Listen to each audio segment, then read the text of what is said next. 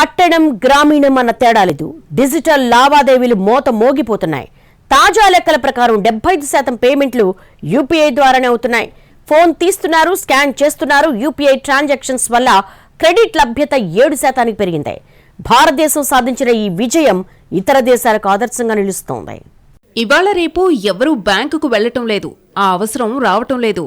Withdrawal form నింపిన రోజుల్ని మర్చిపోయారు. ఎప్పుడో గానీ ఏటీఎంకు వెళ్లటం లేదు. చిల్లర సమస్య అస్సల్లేదు. జేబులో పర్సు లేకున్నా నో టెన్షన్. చేతిలో ఫోన్, అందులో ఇంటర్నెట్, బ్యాంకులో బ్యాలెన్స్. ఇవి చాలు. క్షణాల్లో ట్రాన్సాక్షన్స్, నిమిషాల్లో సొల్యూషన్స్. ఇది భారత్ సాధించిన డిజిటల్ పేమెంట్ సక్సెస్. ఈ విప్లవాత్మక అడుగులే ఇతర దేశాలకు ఆదర్శంగా నిలుస్తున్నాయి.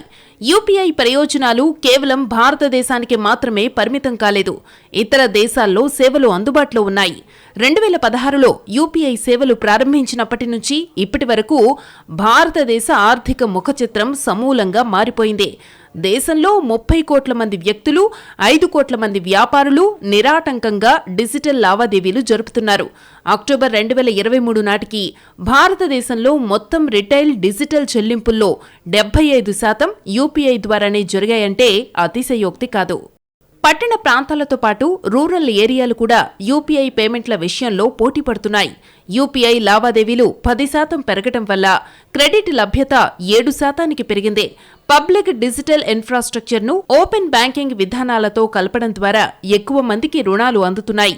లోన్లిచ్చే సంస్థలకు, బ్యాంకులకు డిజిటల్ ఫైనాన్షియల్ హిస్టరీ తెలుసుకోవడం సులువైంది. లోన్ కావాలనుకున్న వారి క్రెడిట్ స్కోర్ని మెరుగ్గా అంచనా వేయడానికి ఇది అద్భుతంగా ఉపయోగపడుతోంది. ఇంకో విషయం ఏంటంటే డిఫాల్ట్ రేట్లు పెరగలేదు. మొత్తం మీద యూపీఐతో ఇండియన్ ఫైనాన్షియల్ ఈకోసిస్టమ్ ఊహించని రీతిలో బలపడింది. భారతదేశం సాధించిన ఈ విజయం ఇతర దేశాలకు ఆదర్శంగా నిలుస్తోందనడంలో సందేహం లేదు.